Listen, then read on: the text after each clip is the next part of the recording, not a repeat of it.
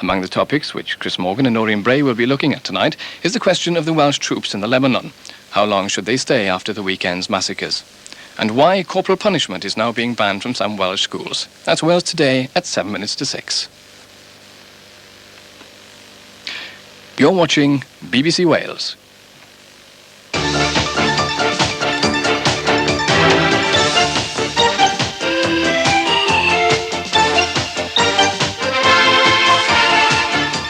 Tonight's 60 Minutes news headlines. America in mourning for the Beirut dead. President Reagan faces a political storm. The President of France visits Beirut in person to pay his tribute to the dead. Sir Geoffrey Howe sends a top army commander to visit the British troops. And Dennis Nielsen in court. The prosecution outline a grim catalogue of murder.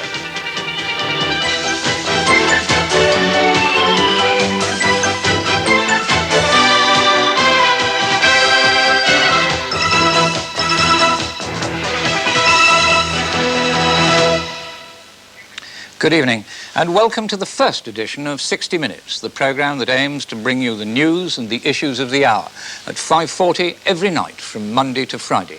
We hope that you'll find this the brightest way to start your evening's viewing, an essential 60 Minutes from across the world and around the country. And with me to present the stories to make you think and those to make you smile, there'll be Sally Magnuson, Beverly Anderson, Sarah Kennedy and Nick Ross. Hello, and in our first 60 Minutes, the tears and the agony in America after the huge bombs in Beirut, and the fear in British homes about what could happen next, and the extraordinary story of the test tube vets and the donkey that's about to give birth to a zebra. We start, of course, with the latest dramatic story that's been unfolding in the Middle East. Here's Moira. Salvage teams in Beirut have continued the grim search through the wreckage of the American and French bases, now with virtually no hope of finding survivors. The death toll is now well over 200, 183 Americans and 41 French. It's expected to go higher still. The French President François Mitterrand made a surprise visit to Beirut this morning to see for himself the devastation caused by yesterday's massive explosions. In the United States, President Mitterrand has spent most of the day in Beirut. He's now on his way back to Paris, where he'll make a statement on his arrival.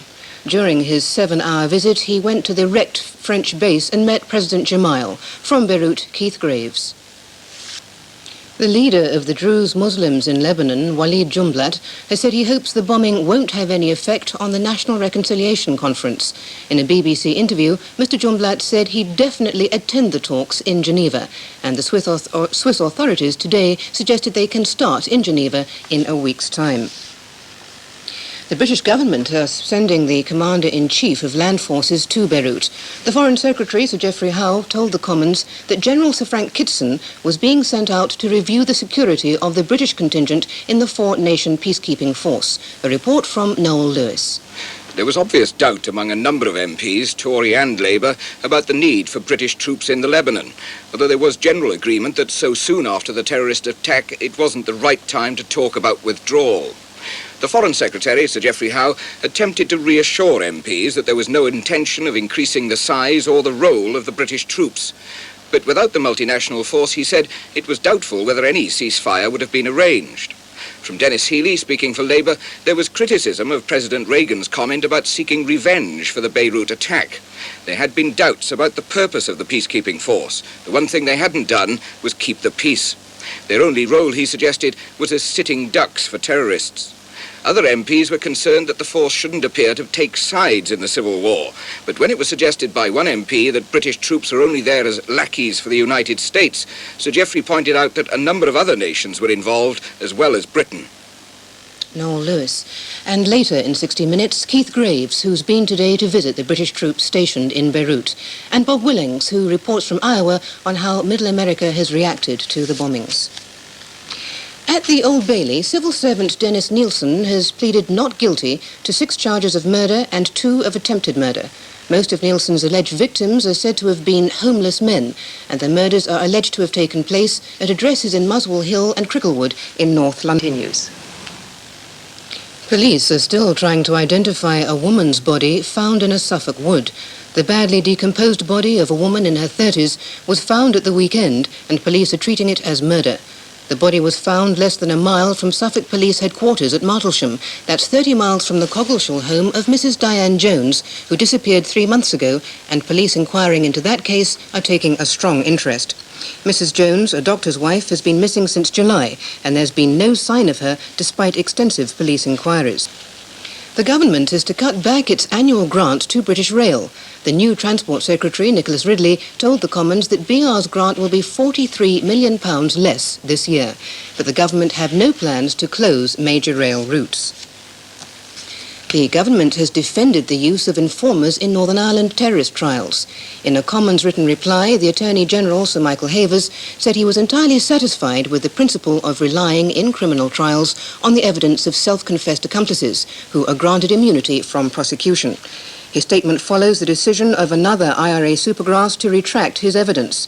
Patrick McGurk withdrew his evidence against 8 men when their trial reopened at Belfast Crown Court this morning. They'd faced charges ranging from attempted murder to membership of the IRA. And the IRA said it carried out a shooting near Dungannon this morning. A part-time member of the Ulster Defence Regiment was shot dead in an ambush. He's been named as Cyrus Campbell, a farmer whose car crashed through a hedge. Videotapes showing the former Belfast car manufacturer, John DeLorean, apparently buying drugs, have gone out on American television. DeLorean is currently on bail after pleading not guilty to the drug-dealing charges. The tapes are the key part of the prosecution's evidence against him. They were obtained by a magazine publisher and, after an appeal court ruling, were allowed to be shown on CBS television. The first golf course to be built in China is nearing completion. It's sited on the mainland just north of Macau, and it's pitched at the tourists. Brian Hanrahan has been to see it. Would take to the game. Thank you, Moira.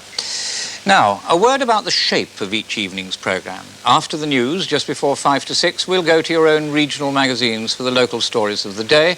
Then at about 6:15, the weather from our own 60-minute satellite weather station.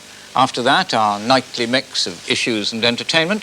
Tonight, the reaction in America to the massacre in Beirut, and the birth expected at the zoo, which may save endangered species. Then, at about 6:39, the closing headlines. Nick. So now, your regional stories, and among the major ones this 60 Minutes, from Belfast, the part-time soldier gunned down in an IRA ambush. From Glasgow, news of a dramatic multi-million-pound tax investigation. From the south, the ex-football manager who had to pay to see his own team at play at Brighton and Hove Albion.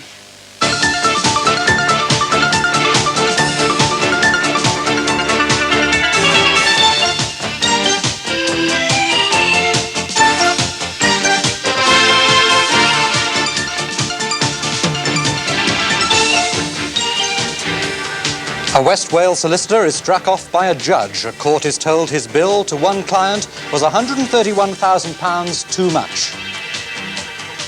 Corporal punishment, and with action in a European court pending against one Welsh education authority, today there's news of why the cane could be banned in dozens of schools in Wales. And the soccer manager, who wisely perhaps is trying his hand at a new job.